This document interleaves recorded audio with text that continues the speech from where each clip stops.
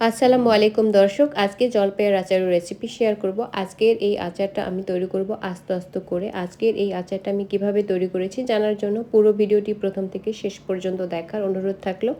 প্রথমেই 1 কেজি জলপাই আমি নিয়ে তারপরে ভালো করে ধুয়ে আমি কাঁটা চামচ দিয়ে ছিদ্র করে নিব। এখন একটা প্যানে আমি জলপাইগুলোকে দিয়ে দিব, আর এটাকে সেদ্ধ করার জন্য পরিমাণ মতো পানি ব্যবহার করব, আর দিয়ে দিব পরিমাণ মতো লবণ।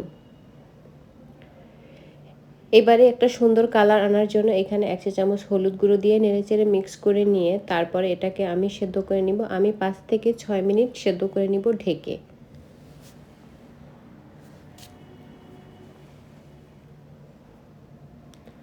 আমার কিন্তু জলপাইটা সেদ্ধ করা হয়ে গিয়েছে। একটু কাঁটা চামচ দিয়ে আমি চেক করে নিব যে জলপাইটা ভালো করে সেদ্ধ হয়েছে কিনা। তো ভালো করে সেদ্ধ হয়ে গিয়েছে। এখন আমি পানি ঝরিয়ে তারপরে জলপাইগুলোকে তুলে নিব।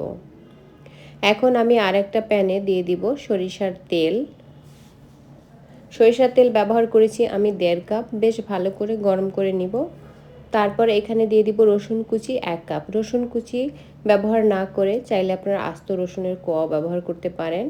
তারপরে 1 থেকে 1.5 মিনিটের মতো ভেজে নিয়ে দিয়ে দিব সরিষা বাটা 1 টেবিল চামচ। 1-1.5 মিনিটের মতো ভেজে নিয়ে লাল মরিচ 6-7টা দিয়ে দিব। আরও কিছুক্ষণ ভেজে নিয়ে আমি জলপাইগুলোকে এর মধ্যে দিয়ে দিব। নেড়ে চেড়ে তেলের মধ্যে কিছুক্ষণ ভেজে নিব। এই পর্যায়ে আচারে মিষ্টির জন্য ব্যবহার করব চিনি আধা কাপ এবং 1/4 কাপ। আচারে যে যেমন মিষ্টি রাখতে চান ওই অনুযায়ী কিন্তু চিনিটা ব্যবহার করতে হবে। নেড়ে চেড়ে মিশিয়ে দিয়ে জাল করে নিতে হবে। 2 থেকে 3 মিনিট পরে আমি এখানে অ্যাড করে দিব আচারের মশলা 2 টেবিল চামচ। তারপরে মিক্স করে নিব আর রান্না করে নিব আরও 3 থেকে 4 মিনিট। আচারের মশলার রেসিপি আমার আরেকটা জলপাইয়ের আচারের সাথে দেওয়া রয়েছে। এবারে ঝালের জন্য 1 থেকে 2 টেবিল চামচের মতো চিলি ফ্লেক্স ব্যবহার করব।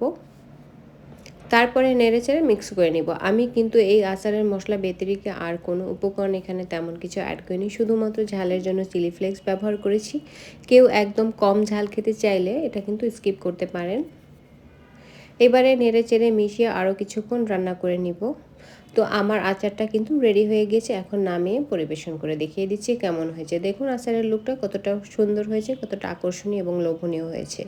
আজকের এই জলপাই আচারের রেসিপি যদি ভালো লাগে আমার চ্যানেলটি সাবস্ক্রাইব করে রাখবেন, পেজটি ফলো দিয়ে রাখবেন এবং নিয়মিত লাইক কমেন্ট শেয়ার